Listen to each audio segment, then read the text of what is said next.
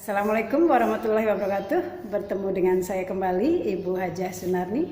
Ya, dan di sebelah saya ada ibu kita yang cantik. Iya, ada Ibu Ingrid ya. Ya, Ibu Ingrid ya. Di sini kita akan Q&A ya, question and answer ya.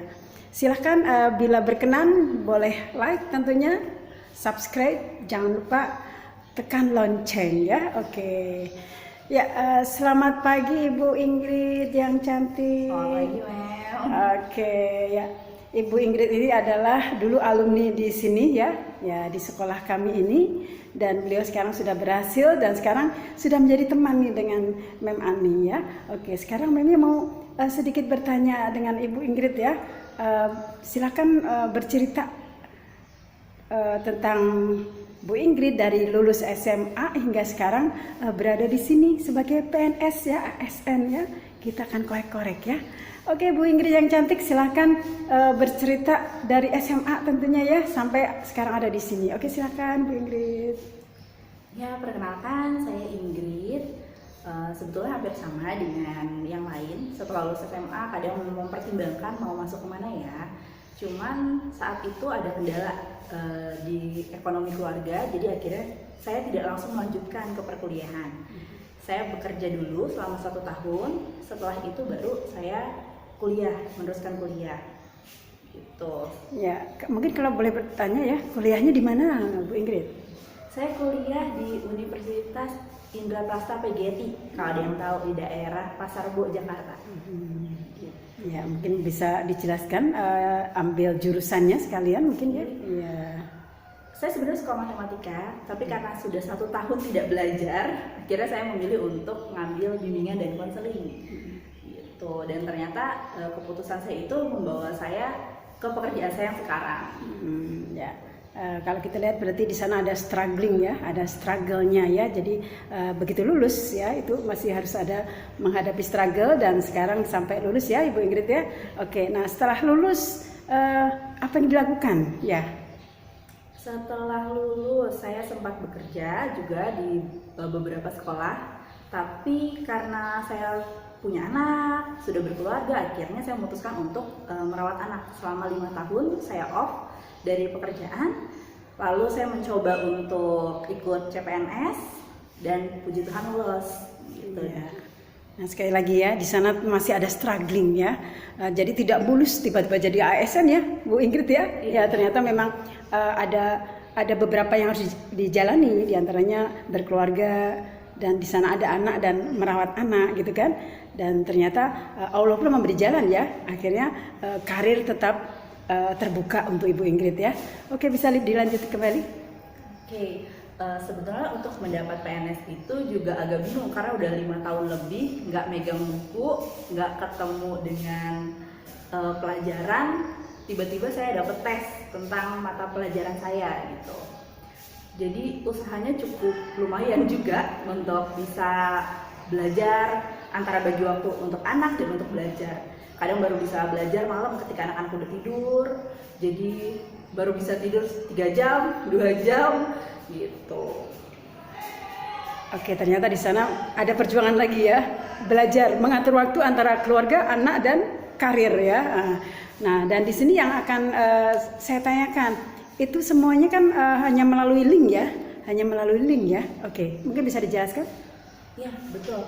Jadi untuk pendaftaran CPNS itu melalui link. Jadi semuanya online, kecuali tesnya. Kalau tesnya nanti setelah kita masuk daftar lalu ada pengumuman administrasi. Kalau lolos administrasi nanti akan masuk ke SKD atau seleksi kompetensi dasar. Di sana nanti kita dikasih jadwal. Tiap-tiap peserta berbeda jadwalnya dan lokasinya. Kita mengikuti jadwal yang ditentukan, mengikuti tes, kurang lebih ada 100 soal tentang kewarganegaraan, tes intelijensi umum, dan tentang kepribadian. Seperti itu.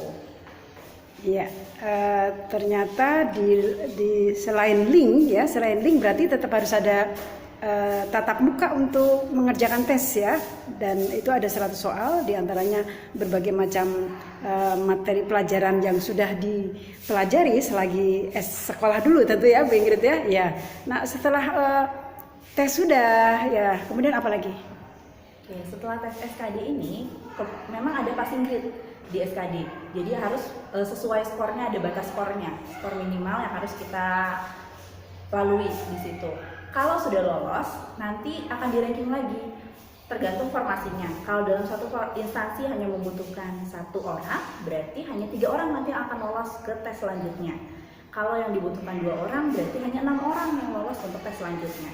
Kebetulan di instansi saya hanya membutuhkan 1 orang. Jadi dari sekian banyak peserta hanya 3 orang yang akan lolos dan bisa masuk ke tes selanjutnya, yaitu SKB, seleksi kompetensi bidang. Iya, itu berarti sekian itu mungkin 1.000, 2.000, 3.000, 5.000 begitu, bisa kira-kira gambarannya gitu bisa dijelaskan di sini? Tergantung dari instansi yang kita pilih, tapi dari awal memilih biasanya sudah kelihatan udah ada berapa orang yang mendaftar gitu. Ribuan tentu ya? Tergantung instansinya. Kalau instansi dari kementerian biasanya bisa sampai ribuan. Kalau untuk di sekolah sendiri biasanya kisaran puluhan sampai ratusan. Dan di antara sekian, Bu Indri masuk 3 besar begitu? Iya, betul. Saya masuk 3 besar. Jadi bisa lanjut ke SKB. SKB ini sesuai dengan bidang kompetensinya masing-masing. Jadi seleksi kompetensi bidang. Kalau saya dari bimbingan konseling, berarti soal-soalnya pun yang menyangkut tentang bimbingan dan konseling. Jadi dari sekian ribu atau ratus yang mendaftar itu, yang diambil 3 dan 3 itu udah pasti lolos karena kan ini sudah di ranking ya, berarti udah ranking yang tertinggi ya, gitu. Bagaimana? Ya betul, jadi sudah dari 3 orang ini tergantung dari formasi tadi ya. Kalau dibutuhkan 1 orang berarti hanya 3 orang yang masuk. Kalau dibutuhkan 2 orang berarti 6 orang yang masuk. Dan ini setelah itu dites lagi di SKB.